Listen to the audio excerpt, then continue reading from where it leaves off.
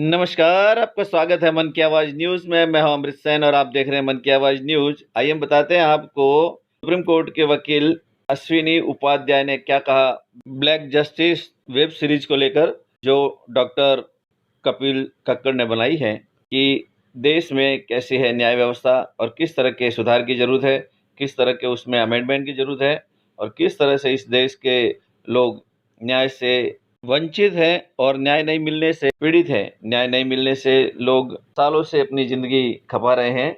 आइए दिखाते हैं पूरी रिपोर्ट। बहुत बहुत धन्यवाद। सुप्रीम कोर्ट के जजेस, हाई कोर्ट के जजेस जरूर इसको देखें और आत्मचिंतन करें कि भारत की न्याय प्रणाली कहां पहुंच गई है।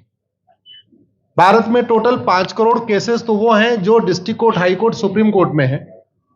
इसका मतलब 5 करोड़ परिवार न्याय की आशा में बैठा हुआ है। ऑन एन एवरेज एक परिवार में 6 आदमी रख लीजिए, तो यानी 30 करोड़ लोग न्याय की आस लगाए बैठे हुए हैं।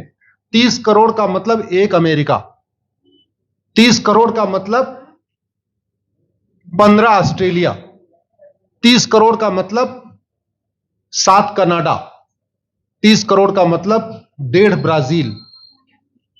इतने लोग भारत में न्याय की आस में बैठे हुए हैं। और ये 5 करोड़ केस तो वो हैं जो district court, high court, supreme court में है। इसके पैरेलल हमारे देश में एक और जुडिशियल सिस्टम है, उसको कहते हैं तहसीलदार, एसडीएम, एडीएम, डीएम, कमिश्नर, जहां पे चकबंदी के मुकदमे चलते हैं। वो इस 5 करोड़ में काउंटेड नहीं है। जो तहसीलदार के यहां मुकदमा होता है, एसडीएम के यहां मुकदमा होता है, एडीएम के यहां होता है, डीएम के यहां होता है, चकबंदी अधिकारी जिसको सीओ कहते हैं, डीडीसी कहते हैं, एसओसी कहते हैं, वो इसके पैरेलल में है। और 5 करोड़ मुकदमे वहां पे भी चल रहे हैं। इसका मैं लाइव एग्जांपल देना चाहूंगा भारत की ब्लैक जस्टिस सिस्टम का। 1985 में जौनपुर में एक 10 बीघे जमीन का मुकदमा शुरू हुआ था। अभी वो सबसे नीचे पायदान पे है, जिसको कहते हैं चकबंदी अधिकारी। 1985 में मुकदमा शुरू हुआ, 2023 आ गया, लगभग 37 साल बीत चुके। 37 साल में यह नहीं तय हो पाया कि असली विल कौन सी है। 2 लोगों ने क्लेम किया, वो कह रहे हैं मुझे विल मिली है, वो कह रहे हैं मुझे विल मिली है। 37 साल में यह नहीं डिसाइड हो पाया असली विल किसकी है। अगर मान लीजिए आज डिसाइड हो जाए तो सीओ के बाद एसओसी, एसओसी के बाद डीडीसी, डीडीसी के बाद हाई कोर्ट, हाई कोर्ट के बाद सुप्रीम कोर्ट, यानी अभी 35 साल और लगेगा, 70 साल लगेगा। सेकंड जनरेशन मुकदमा लड़ रही है, ऑलरेडी सेकंड जनरेशन मुकदमा लड़ रही है। और इसी स्पीड से काम हुआ तो मुझे लगता है थर्ड जनरेशन आके मुकदमा तब जाके सुप्रीम कोर्ट पहुंचेगा। दूसरा एग्जांपल, एक ग्लेरिंग एग्जांपल आपको देता हूं। 1971 के वॉर में पाकिस्तान में बम फेंकने वाले, पाकिस्तान के फौजियों के बहुत सारे बैंकर तोड़ने वाले एक कर्नल कबोत्रा है, पंचकुला में रहते हैं। दुश्मनों के उन्होंने दांत तोड़ दिए। आज 2000 से उनके मकान पे किसी ने कब्जा किया हुआ है। 2023 आ चुका है, 23 साल में वो अपने मकान को नहीं छुड़ा पाए। अभी मामला पंचकुला की डिस्ट्रिक्ट कोर्ट में है, उसके बाद चंडीगढ़ हाई कोर्ट जाएगा, फिर सुप्रीम कोर्ट जाएगा। तो 23 साल में वो सबसे नीचे पायदान पे है। वास्तविकता यह है, अंग्रेज चले गए, अंग्रेजी कानून यहीं छोड़ गए, अंग्रेजी व्यवस्था यहीं छोड़ गए। यह व्यवस्था भारत में न्याय देने के लिए नहीं बनी थी। यह जो न्यायिक जुडिशियल सिस्टम था भारत में जो बनाया गया, वो केवल और केवल भारत को लूटने बांटने के लिए बनाया गया था। क्योंकि कानून वही चल रहा है, जुडिशियल सिस्टम वही चल रहा है, इवन हमारा ड्रेस भी वही चल रहा है। अंग्रेज काले कपड़े पहनते थे, हम भी काले कपड़े पहनते हैं। अंग्रेज जून के महीने में उनको गर्मी लगती थी तो 1 महीने छुट्टी करके इंग्लैंड चले जाते थे। आज भी हमारा हाई कोर्ट, सुप्रीम कोर्ट पूरे मई जून बंद रहता है। अंग्रेजों को क्रिसमस के टाइम में दिसंबर में छुट्टी मनाना जाना होता था, 1 महीने छुट्टी कर चले जाते थे। आज भी हमारी हाई कोर्ट, सुप्रीम कोर्ट दिसंबर में क्रिसमस के टाइम में 15 दिन 20 दिन बंद हो जाती है। तो सोच वही है, किताबें वही है, व्यवस्था वही है, कानून वही है। तो स्वाभाविक सी बात है, जस्टिस होगा कहां से? जस्टिस कैसे होगा? हम 2023 में 1860 का इंडियन पिनल कोड लेके घूम रहे, 1861 का पुलिस एक्ट लेके घूम रहे, गवाहों के बयान 1872 के कानून से हो रहे। हमने सब कुछ वर्ल्ड क्लास कर लिया, लेकिन अपने जस्टिस सिस्टम को कंपेयर करने की कोशिश ही नहीं किया। जितने में एक एयरपोर्ट बनता है, एक एयरपोर्ट बनाने में 25,000 करोड़ की लागत आती है। अगर हमारी सरकारों ने एक एयरपोर्ट की कीमत जुडिशियल सिस्टम पे खर्च कर दिया होता तो हमारी न्यायिक व्यवस्था अच्छी हो गई होती। आज घटिया चूंकि अकाउंटेबिलिटी नहीं है, जुडिशियल सिस्टम में कोई अकाउंटेबिलिटी नहीं है।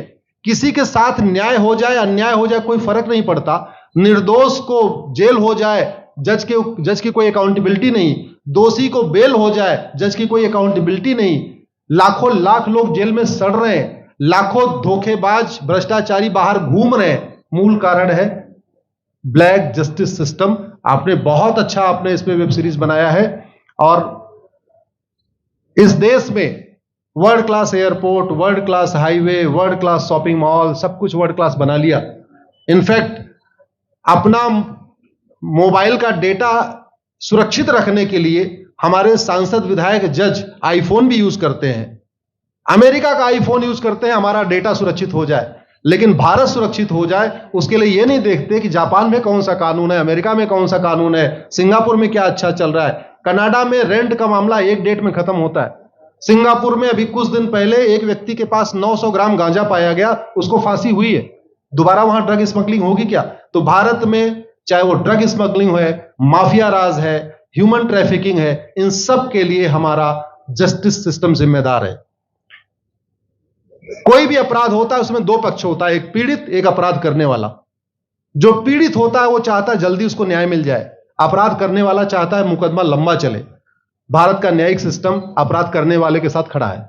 बलात्कारी चाहता है उसका मुकदमा 30 साल चले और मुकदमा 30 साल चलता है। भू माफिया चाहता है कि गरीब की जमीन पे कब्जा कर ले, उसका मुकदमा 50 साल चले और आज की डेट में मुकदमा 50 साल चल रहा है। इसका मतलब वर्तमान न्यायिक सिस्टम बलात्कारी के पक्ष में है, भू माफिया के पक्ष में है, ड्रग स्मगलर के पक्ष में है, ह्यूमन ट्रैफिकर के पक्ष में है, नक्सलियों के पक्ष में है, माओवादियों के पक्ष में है, जो लोग देश विरोधी काम कर रहे हैं उनके पक्ष में है। 40 साल 50 साल के बाद किसी व्यक्ति ने मिलावट करके लोगों का स्वास्थ्य खराब कर दिया, उसको 50 साल के बाद सजा हो रही है। इस बीच उसने कम से कम पता नहीं कितने लोगों का और भी कर दिया। तो ये जो जस्टिस सिस्टम होता है दवा की तरीके काम करता है। जैसे दवा अच्छी होती है बीमारी तुरंत ठीक हो जाती है, अगर दवा घटिया होती है तो बीमारी बढ़ जाती है। दवा खाने के बाद शरीर एज इट इज नहीं रहता, या तो बीमारी ठीक होती है या तो बीमारी बढ़ती है। अगर कोई आदमी एक गांव में किसी के साथ कुछ गलत कर दे, उसको 6 महीने के अंदर सजा हो जाए, साल भर के अंदर हो जाए, दूसरा अपराध वहां नहीं होगा। लेकिन अगर उस व्यक्ति को पनिशमेंट नहीं मिला तो स्वाभाविक सी बात है उसने उसको और मोटिवेट कर दिया।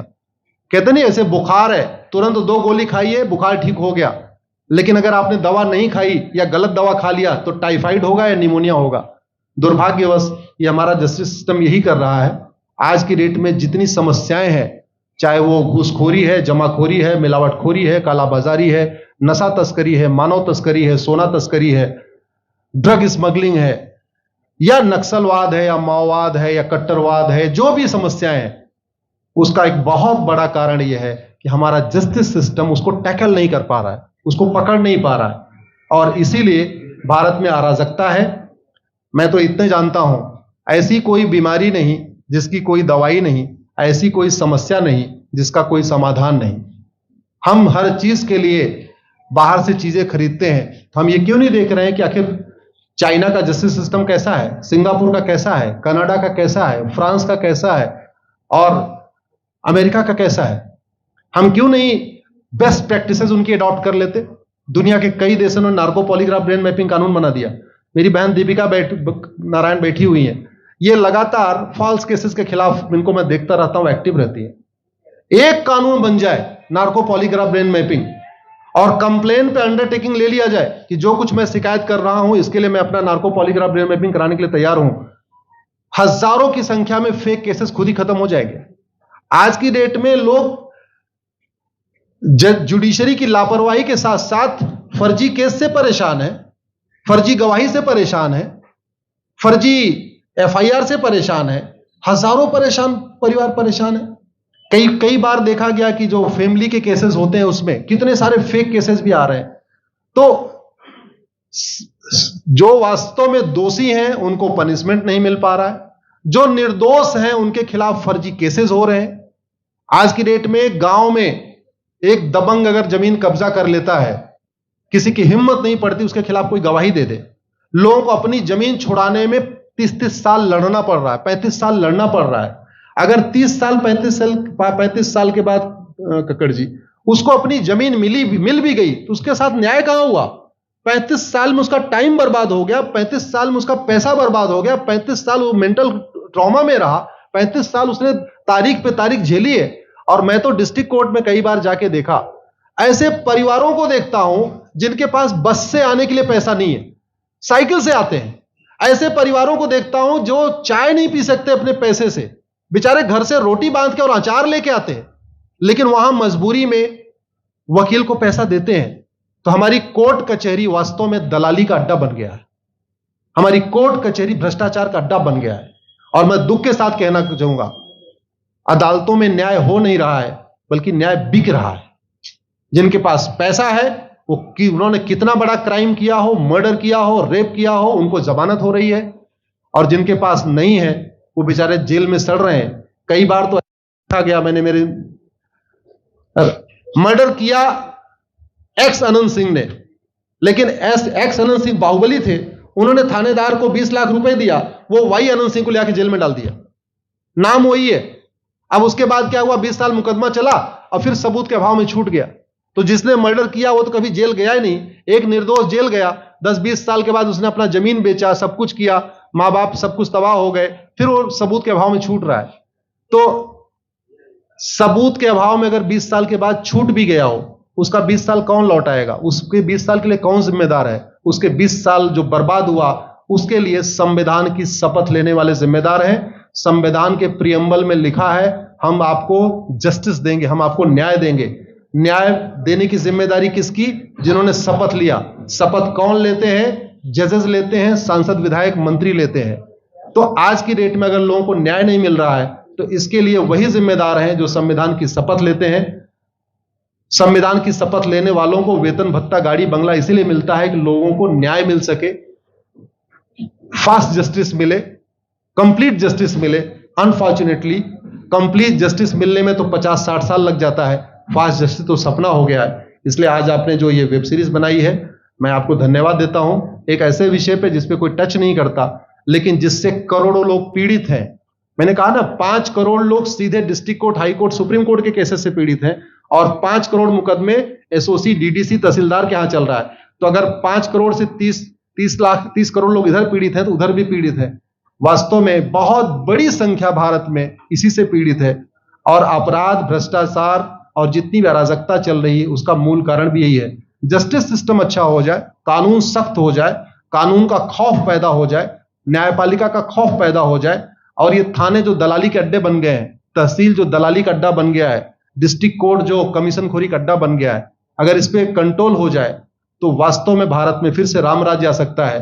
अगर जुडिशियल सिस्टम अच्छा हो जाए तो जो राम राज्य की कल्पना है, धर्म की जय हो, अधर्म का नाश हो, प्राणियों में सद्भावना हो, विश्व का कल्याण हो, मुझे लगता है उसको फिर से जीवित किया सकता है। आपने मुझे बुलाया कपिल जी, मैं आपको धन्यवाद देता हूं। और ये फिल्म बनाने के लिए, ये वेब सीरीज बनाने के लिए बहुत बहुत धन्यवाद देता रहता हूं। दीपिका जी लड़ती रहती हैं, इनको देखता रहता हूं। बहन नेहा जी आई हैं, ये अपने गानों से मुझे लगता है बहुत अच्छा आप लिखती हैं, और इसी तरीके से कड़वा सच आप लिखते रहिए, कड़वा सच गाते रहिए। लोग आज की डेट में, यंग जनरेशन कड़वा सच सुनना चाहती है। मीठे झूठ ने इस देश में शुगर, डायबिटीज पैदा कर दिया। भारत केवल लोग डायबिटीज से नहीं पीड़ित हैं, बल्कि हमारी व्यवस्था को डायबिटीज हो चुका है। और उस डायबिटीज को दूर करने के लिए नेहा राठौर जैसी बहनें जो सही बात कह रही हैं, दीपिका जी सही बात कह रही हैं, आप लोग जो है बहुत अच्छा काम कर रहे हैं। और आपने, कक्कड़ साहब, आपने बनाया वेब सीरीज, आपको विशेष आभार, धन्यवाद देता हूं।